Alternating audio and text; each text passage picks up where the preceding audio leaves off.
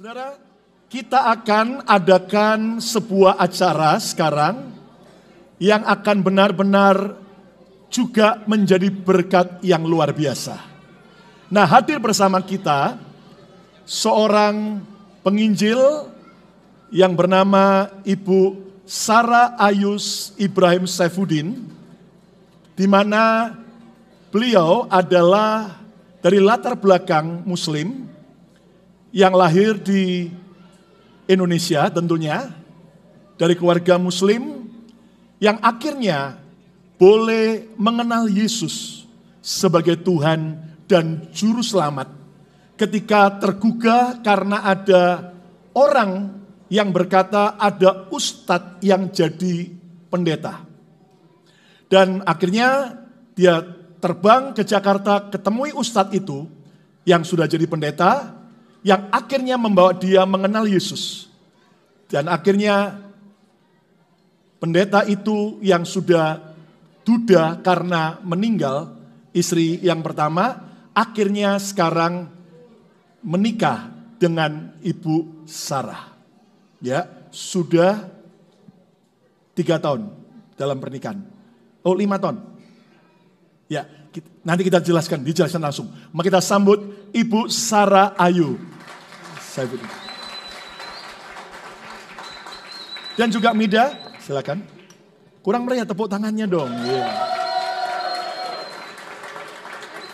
Ya, tengah.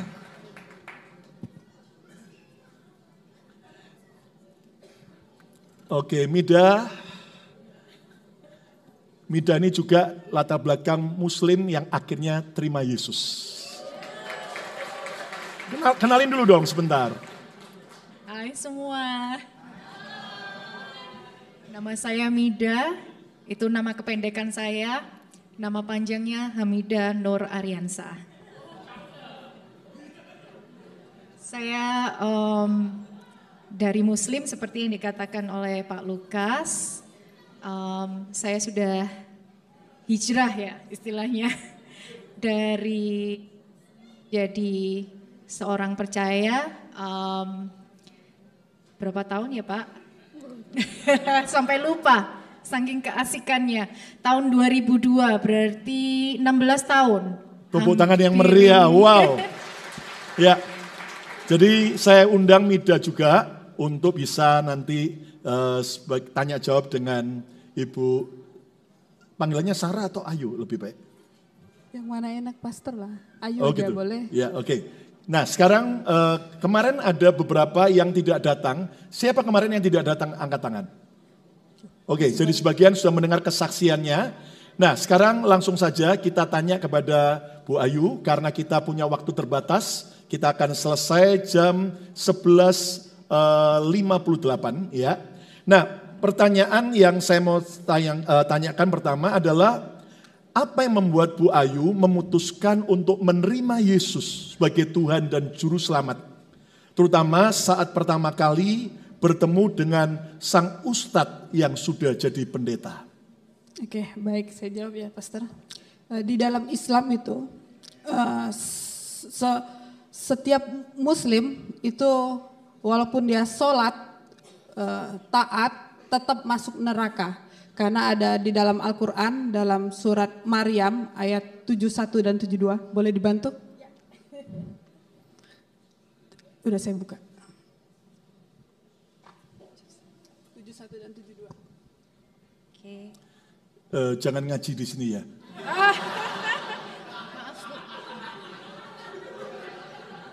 Indonesianya aja, kita nggak ngerti juga.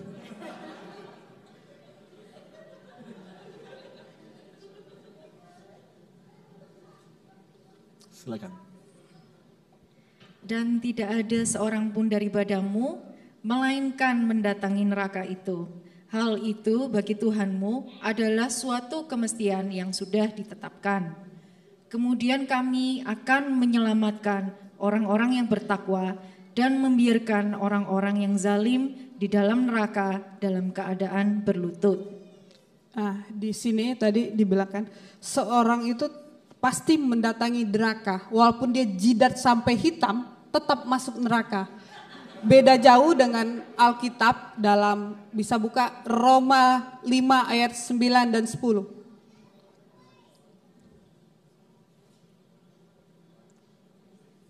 Roma 5 ayat 9 dan 10. 10. Bisa dibantu multimedia? Saya Al-Qur'annya saja.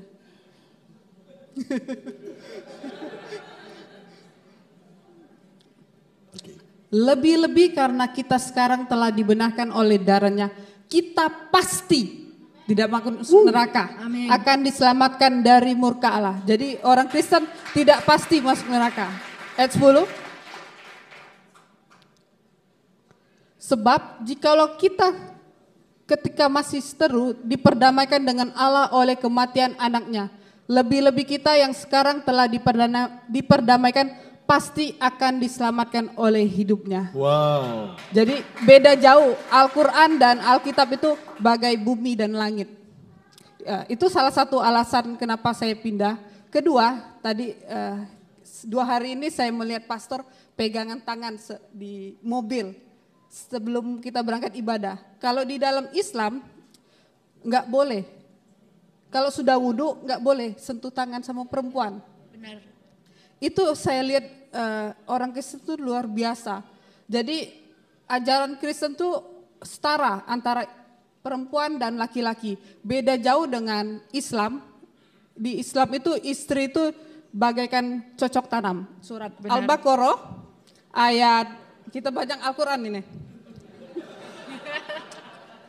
Jadi ada dasarnya ya, Ibu Iya. tidak hanya sudah bicara ya. Tidak semua. Jadi ada dasarnya. Ayat Al-Baqarah ayat 228.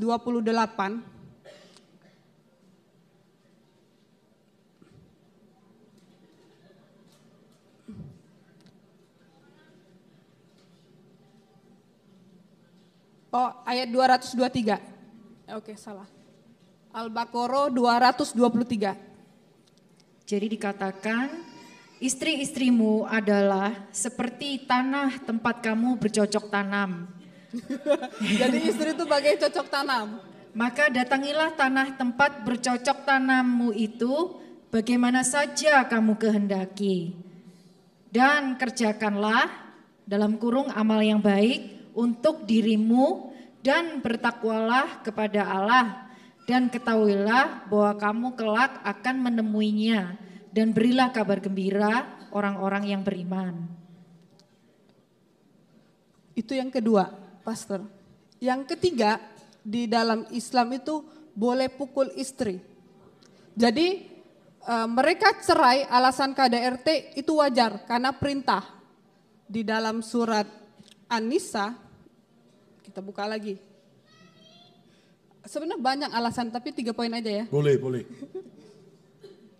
Termasuk kemarin disinggung kalau boleh poligami gitu ya. Iya, boleh poligami. Itu ya, kemarin kan kesaksian. Nah, ini yang lain lagi ya. Boleh pukul istri. Surat An-Nisa ayat 34. Jadi wajar kalau pihak sebelah itu sering kasus cerai KDRT. Jadi kalau orang Kristen, suami yang pukul istri itu enggak wajar, perlu diperiksa. Ada enggak jemaat sini yang sering pukul istri? Enggak ada ya kayaknya. Enggak ada, aman, aman. Aman. Berarti suami di sini bagus, enggak mengikut kitab sebelah. Niru gembalanya semua. Oh iya, pegangan tangan. Nanti saya pulang dari Amerika, saya mau ceritain ke Pak Safidin Ibrahim itu. Kayaknya Pak Safidin Ibrahim keluar dari penjara, saya perlu belajar sama Pastor Lukas. Pastor Lukas belajar penginjilan sama gitu, tukeran ilmu. Siap ya. Siap laksanakan. Ayat 34. Ayat 34. Kaum laki-laki itu adalah pemimpin bagi kaum wanita. Oleh karena Allah telah melebihkan sebagian mereka dalam kurung laki-laki atas sebagian yang lain dalam kurung wanita. Dan karena mereka dalam kurung laki-laki telah menafkahkan sebagian dari harta mereka. Sebab itu maka wanita yang saleh ialah yang taat kepada Allah lagi memelihara diri ketika suaminya tidak ada. Oleh karena Allah telah memelihara mereka.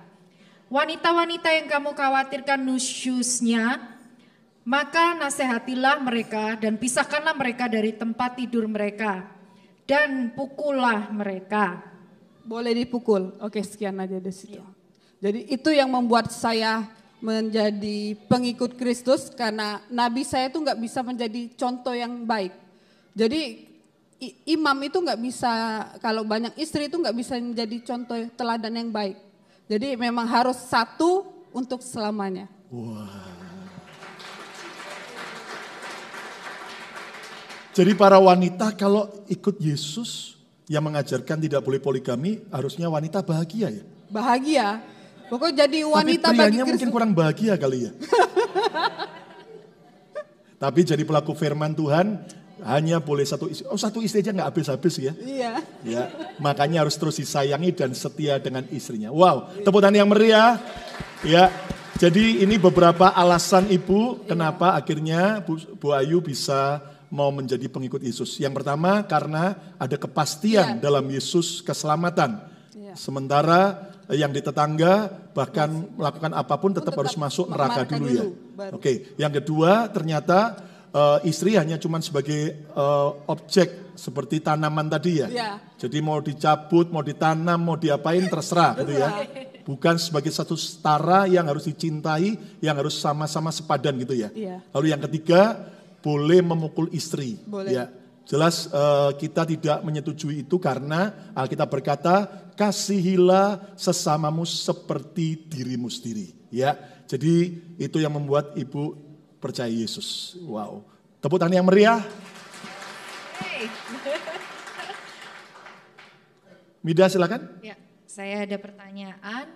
Apa yang membuat Ibu Ayu tetap kuat dan setia sebagai istri saat suami melayani Tuhan, bahkan harus masuk penjara karena memberitakan Injil? Alasan saya karena satu, ada firman Tuhan mengatakan dalam 1 Yohanes 5 ayat 4 dan 5. Bisa ditayangin? 1 Yohanes 5 ayat 4 dan 5. Sebab semua yang lahir dari Allah mengalahkan dunia. Dan inilah kemenangan yang mengalahkan dunia, iman kita. Jadi yang membuat ini saya bisa mampu tuh karena iman. Jadi iman orang Kristen ini harus diaktifkan, jangan pasif. Ayat ke-5, siapakah yang mengalahkan dunia selain daripada dia yang percaya bahwa Yesus adalah anak Allah. Jadi kita ini sudah menang. Amin. Boleh kita saksikan video gimana saya mendampingi beliau? Video sudah siap? Ini saya menghadapi sumbu pendek. Ya, jadi bagi saudara yang tadi malam sambil video disiapin, tadi malam yang sudah tidak hadir, sampai hari ini Pak Ibrahim Saifuddin masih ada di penjara ya di Tangerang. Saya Oktober kemarin mengunjungi, tetapi bukannya beliau goncang imannya, tapi semakin cinta Tuhan, semakin gila-gilaan. Di penjara yang sebelumnya lebih dari 50 orang sudah dibaptis percaya Yesus di dalam penjara. Ya. Video pledoi bisa tayang? Ini waktu sidang. Denda 50 juta, subsidi 3 bulan, HP Apple 6 Plus Gold dimusnahkan. Hal ini luar biasa, semua kemurahan Tuhan. Mengingat betapa menderitanya semua penginjil di seluruh Indonesia yang berada di mana-mana memberitakan kabar baik, kabar sukacita Yesus, Paulus dituntut hukuman mati hanya karena ikut Yesus, hanya karena mengajarkan kebaikan. Paulus tidak pernah menyuruh membunuh orang lain. Itu sebabnya saya bersyukur bahwa Yesus mati di kayu salib. Aku telah disalibkan dengan Kristus. Bagiku hidup adalah Kristus, mati adalah keuntungan. Paulus lebih berat lagi dianiaya. Dalam sebuah penglihatan, Ananias disuruh Yesus Kristus menemui Saulus. Tetapi jawab Ananias, Tuhan, dari banyak orang telah kudengar betapa banyaknya kejahatan yang dilakukannya terhadap orang-orang kudus-Mu di Yerusalem. Ia datang kemari dengan membawa kuasa penuh dari imam-imam untuk menangkap orang-orang yang memanggil nama-Mu. Tetapi firman Tuhan kepadanya, pergilah, sebab orang ini adalah alat pilihan bagiku untuk memberitakan namaku pada bangsa-bangsa lain, serta raja-raja dan orang Israel. Aku sendiri akan menunjukkan kepadanya betapa banyaknya penderitaan yang harus ia tanggung oleh karena namaku. Apa yang dikatakan Yesus Kristus kepada Ananias, ini tergenapi semuanya atas diri Saulus yang berubah nama menjadi Paulus. Aku lebih banyak berdiri lelah, lebih sering di penjara, didera di luar batas, kerap kali dalam bahaya maut. 5 kali aku disesah orang Yahudi. Stop aja karena waktu pendek. Ini bisa dilihat di YouTube. Jadi ini adalah pembacaan Pleidoy. pembelaan Pak Saifuddin waktu sidang ya. Jadi apa yang membuat kami bertahan itu karena iman kita ini harus diaktifkan. Jangan pernah takut menghadapi mereka. Kita ini sudah diberi 3 modal sama Tuhan. 1 iman, 2 firman-Nya, 3 roh dari Dia. Amin. Wow. Luar biasa. Bahkan dalam sidang proses itu Bu Ayu waktu itu lagi hamil tua 8 bulan ya. Tapi menghadapi dia tidak goyah imannya. Bahkan waktu saya kunjungi Pak Saifuddin ketemu dengan Bu Ayu juga di dalam penjara. Saudara, saya tadinya berpikir saya mau datang menghibur beliau supaya beliau tidak sampai kecewa ikut Yesus, melayani Yesus kok malah di penjara. Tetapi justru dia berkata, Pak Pendeta saya sangat oke dan saya tetap berkomitmen sekali Yesus tetap Yesus sampai selama-lamanya. Wow, iman yang luar biasa ya. Makanya bagi saudara yang punya masalah, cuman masalah yang lain-lain, belum sampai di penjara, belum sampai apa. Ayo, kalau Bu Ayu dan Pak Saifuddin tetap beriman, tidak kecewa sama Tuhan, maka kita juga harus tetap setia sampai akhir. Amin. Oke, Bu Ayu, sekarang saya mau tanya begini, Bu Ayu. Bagaimana cara memberitakan Injil kepada orang lain? Terutama yang sama dengan latar belakang Ibu dan Pak Saifuddin. Pertama kita harus berdoa, nama siapa yang harus kita injilin. Karena dengan latar belakang sama dengan kami ini nih karakternya keledai liar. Jadi kita harus berdoa dulu supaya Tuhan bukakan, singkapkan. Supaya mereka cepat mengerti. Kedua, cara penginjilan mereka ini sering mereka bilang bahwa orang Kristen itu menyembah Tuhan 3. Tapi di dalam Al-Quran sendiri, dalam surat An-Nisa ayat 171 itu menjelaskan tentang Tritunggal. Cuma mereka kan kurang mengerti, hanya baca Al-Quran saja menghafal. Tapi mereka nggak mengerti artinya. Bisa dibaca surat An-Nisa 171. Di situ menjelaskan tentang Tritunggal.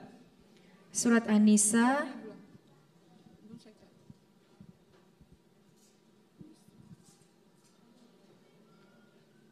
Jadi justru di kitab itu ada penjelasan sebenarnya di dalam Al-Quran ini banyak menceritakan tentang Isa Al-Masih. Cuma mereka kan hanya menghafal, baca lafaznya aja, mereka tidak mengerti artinya. Aduh, bentar.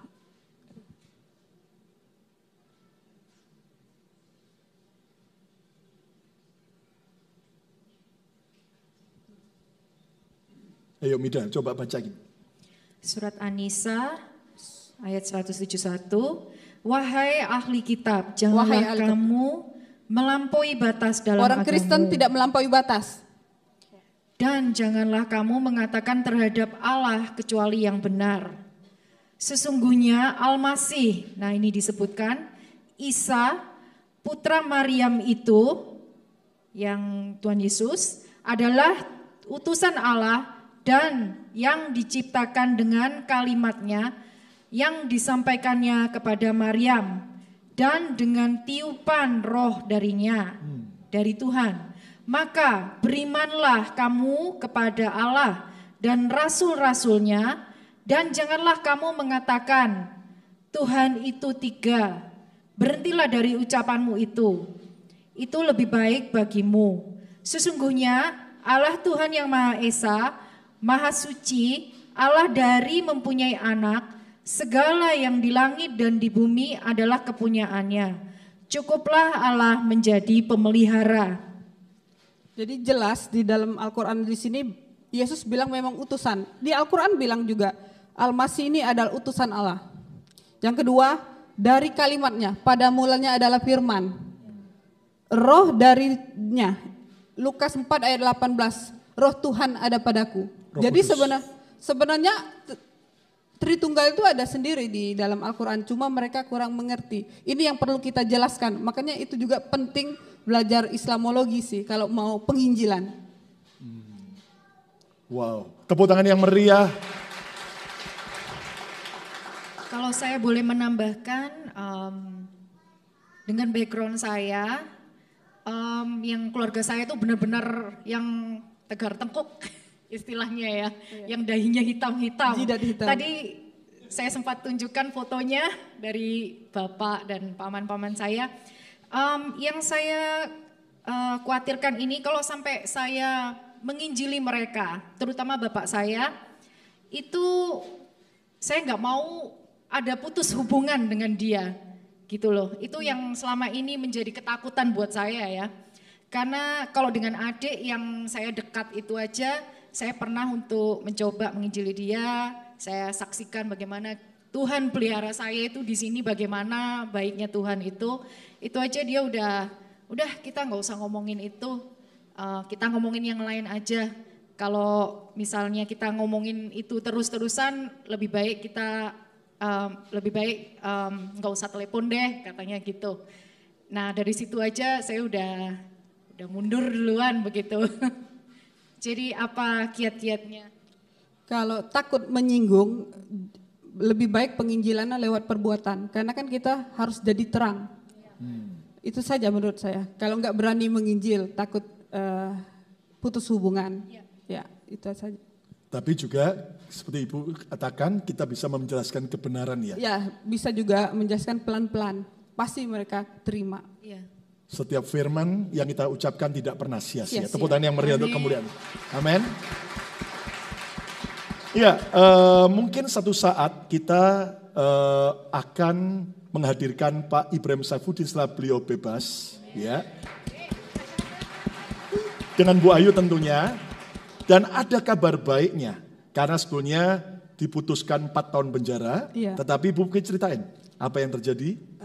Tiba-tiba sebelum saya berangkat, saya dapat Sebelum berangkat ke Amerika nih. Sebelum berangkat ke Amerika, 2 hari sebelum berangkat, saya terima kabar dari pengacara saya bahwa masa tahanan suami saya turun jadi 2 tahun. Amin.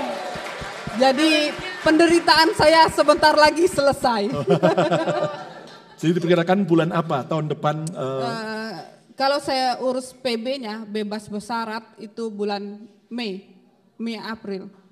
Ya mungkin lari ke sini dulu belajar sama Ya. Pastor Lukas ya. Langsung habis dari penjara langsung ke sini aja dulu ya. Oh gitu, belajar pegangan tangan istri. Pegangan tangan sama istri. Saya belajar juga bagaimana cara menginjil lebih baik lagi. Dan semua saudara, supaya kita jadi pemenang jiwa. Katakan amin. Amin. Wow. Tidak mungkin ada pertanyaan lagi? Saya ada pertanyaan lagi.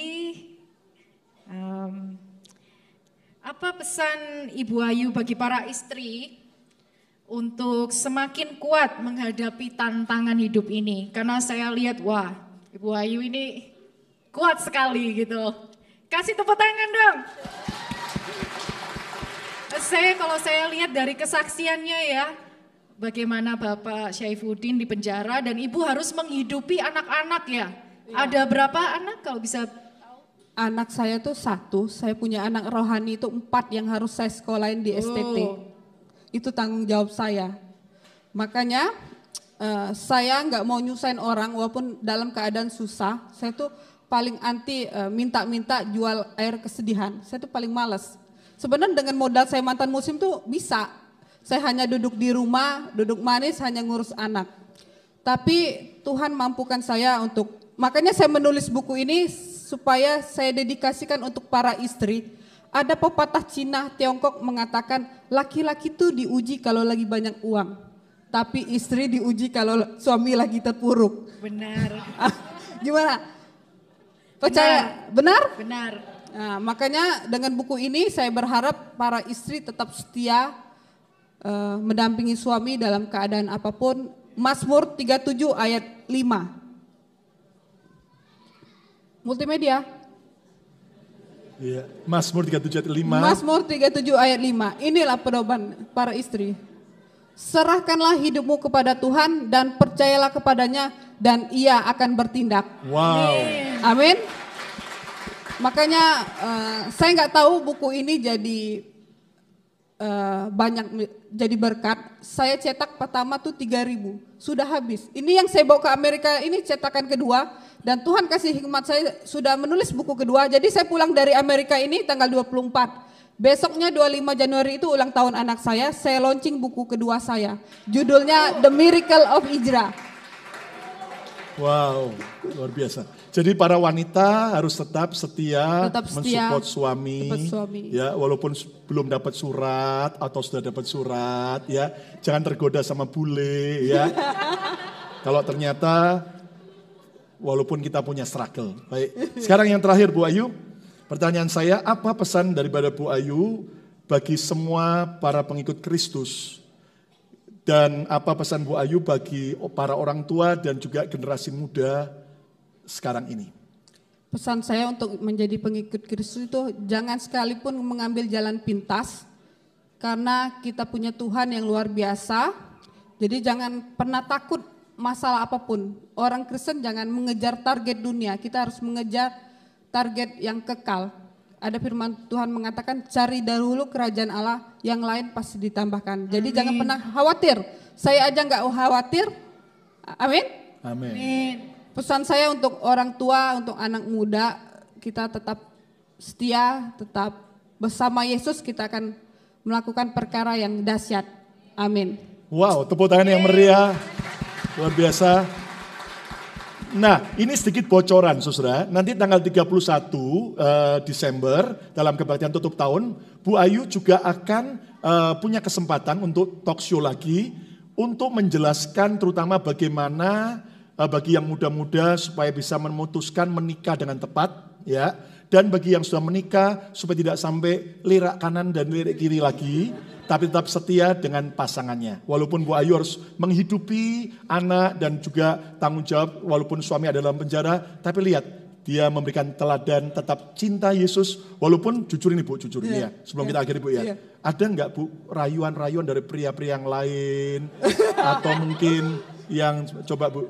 Lawan debat Pak Sweden Ibrahim, si Insan Mongko Ginta itu pernah nawarin saya. Dia bilang kalau saya balik ke Islam nanti dicariin ustadz muda. Saya jawab pendeta muda aja saya nggak mau. Makanya inilah berkat dari kesetiaan dari seorang istri, saya diundang ke Amerika. Kalau saya nggak setia mungkin nggak diundang ke Amerika. Amin. Ya Pak Lukas. Luar biasa. Jadi ada berkat tersendiri kalau kita setia dalam mendampingi suami dalam keadaan terpuruk itu. Oke, itu disimpan Bu nanti tanggal 31 Bu. Oke. Yang pasti ketika kita ikut Yesus memang ada tantangan, tapi percayalah di dalam Yesus tantangan akan diubah jadi berkat dan kemuliaan yang luar biasa ya. Amin. Jadi tantangan kita masing-masing beda-beda. Ya, Bu Ayu suami masih dalam penjara bukan karena korupsi, bukan karena kriminal, tapi justru karena memberitakan Injil. Sementara saudara mungkin punya masalah masing-masing. Dan sebelum kita arah ke kiri, talk show ini, saya minta Bu Ayu mendoakan kita semua. Ya, Ibu mendoakan. Ya, memberkati supaya jemaat dan semua kita bisa tetap setia ikut Yesus. Seperti juga Bu Ayu dan Pak Saifuddin. Yang sujud tepuk tangan yang meriah untuk kamu.